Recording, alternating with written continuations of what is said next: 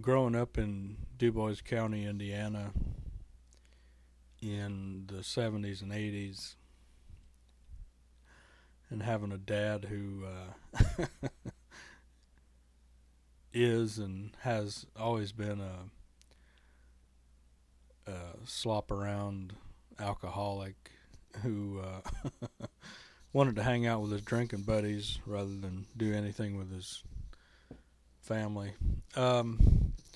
It's a wonder, thinking back, how in the world was I not killed or mangled in a drunken car crash? And it's kind of ironic. Um, you would think that the old man whose brother died in a car crash about 4 years before I was born, you'd think that would be like a caution, a mental note with him and his mom, Bernie zoglman. You think it'd be like extra cautious and protective with their only kid and grandkid, but no, no, no real effort at all to keep me from being killed in a car crash.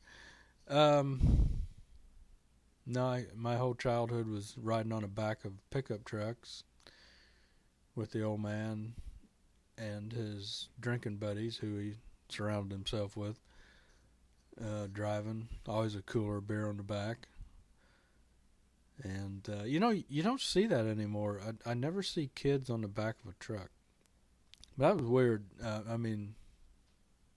I get it's terribly unsafe if you have a wreck. There's no seat belt. I get it. But I'm kind of glad I didn't grow up in the era of car seats for kids and must wear your seatbelt. We never wore a seatbelt. I was never in a car, a child car seat ever in my life. Not as a baby, not as any. um, I'm not discounting the danger, but it's a little bit. It can also go too far the other way. But this story I want to talk about here, this day, I'm going to say I was 8 years old. I could be off a year one way or another, but I'm going to say must have been about 8, maybe 9 years old. I don't know. This day that I'm thinking about, I'm only remembering like about two separate 15 to 20-second little video snapshots of that day. So that's what I'm going to talk about, this experience. So the old man, instead of hanging around his wife and kid in a family man sort of way, like a dad and a husband, he just wanted to go bump around with his shithead drinking buddies who also didn't want anything to do with their families, and they just wanted to drink beer, get drunk, and kill animals. That was another part of it. Drive down the road and shoot doves off the telephone line with a 22. Very dangerous thing to do, shooting in the air like that. The other thing the old man was into was turtle hunting, turtle trapping. He had that fart in his brain. He got me started doing that when I was 9, going along, and also cleaning turtles when I was 9 years old. I totally am against it. I don't believe in turtle hunting. I don't believe in killing turtles. Leave them alone. Let the turtles live their life. Let them crawl up and down those creeks and whatever. Just leave them alone. If you have to eat meat, I know this might be something a lot of people don't know, but if you do have to eat meat, they do sell chickens at the very least. Um, these, well, I'm gonna go into another video with that. But anyways, that was the thing with this clown. Beer, driving around drinking beer, going to people's houses. He had about two modes. You can go to the tavern and drink, and he did that. And then you can bump around to other people's houses. You know, there'd be like, 8 different alcoholic buddies, hangouts. Let's go see what this guy, let's go see him. So then you go over and you sit there and drink beer, and they talk out their ass. And then it's on to the next thing. Maybe go check a turtle trap or something, and then maybe shoot a few birds off a telephone line, have some more beer, maybe go to somebody else's house. It was that was the routine every weekend of my childhood, because this asshole, that's the life he wanted to live, is so living like a married husband, dad, family man, that was not that never occurred to this guy. He had no interest in that. So anyways, this day that I'm thinking about, we were north of the White River, up in 231. Now I don't remember whose house we were at. This was not a regular drinking buddy. It was somebody they knew. I shouldn't remember this, but it's been a while. Anyways, it's summertime, we go to this guy's house, and we're sitting out in the yard by the wood pile, and they're drinking their beer. Now, the old man's main hangout buddy at that time was this dipshit, this Neanderthal, Jerry. My mom's sister made the mistake of marrying this insensitive shitbag that cussed her out all the time and smacked her in the face and killed and abused animals whenever he could, and bitched and cussed. And anyways, this asshole, at the time, he was drinking Stroh's in a bottle. So we're sitting at this guy's house. We drive there, me and the old man and the dipshit brother-in-law here, and I'm along, and we're sitting around, and the little snapshot I remember, like 15, 20 seconds.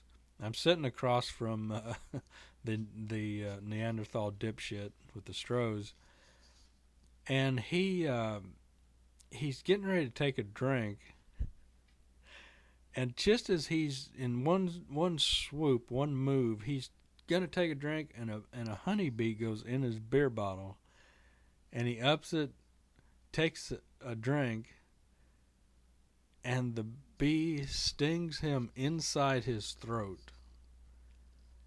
And I watched the bee fly out of his mouth.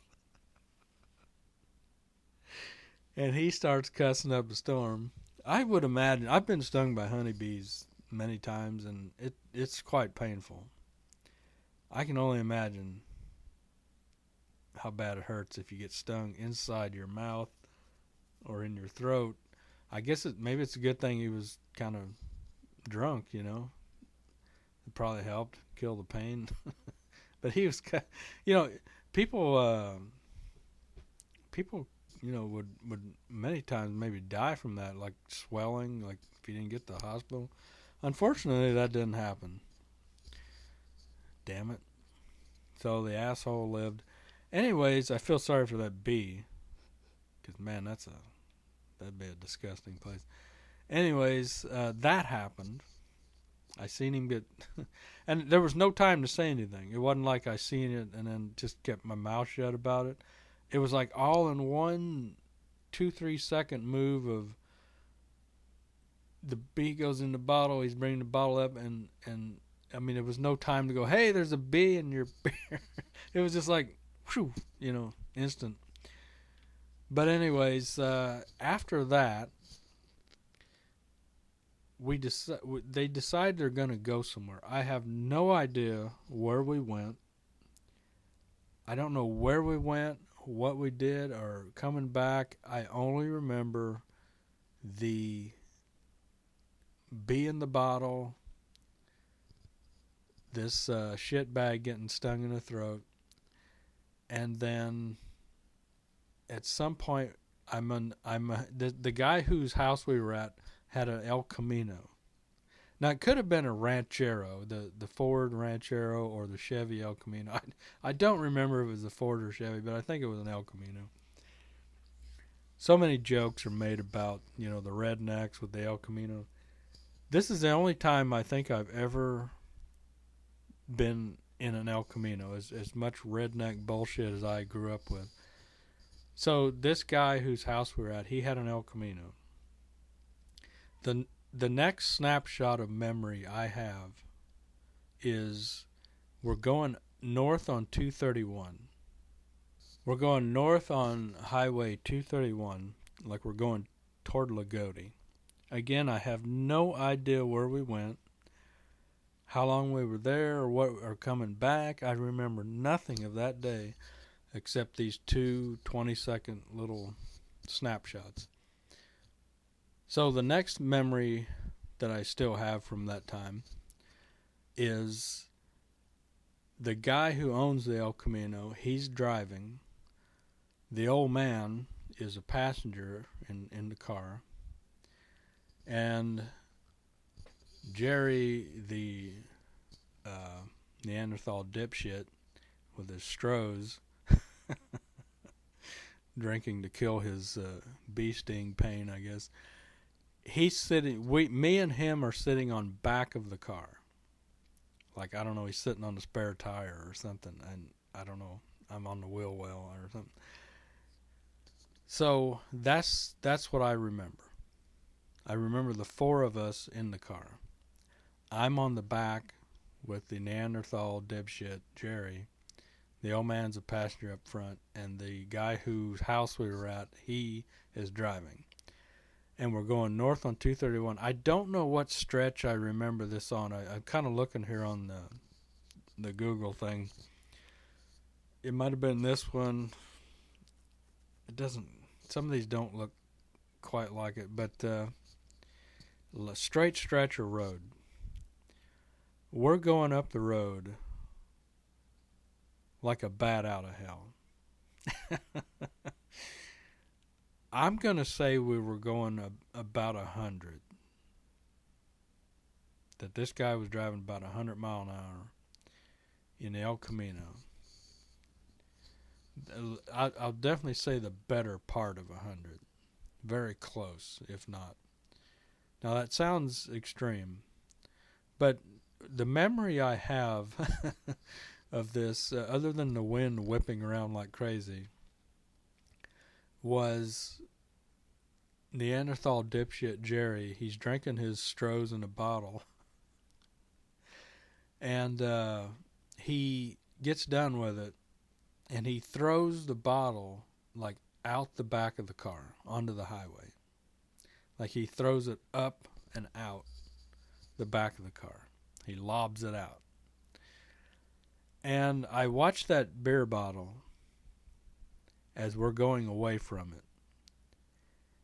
And I see that, and when I was a kid, my vision was like super vision.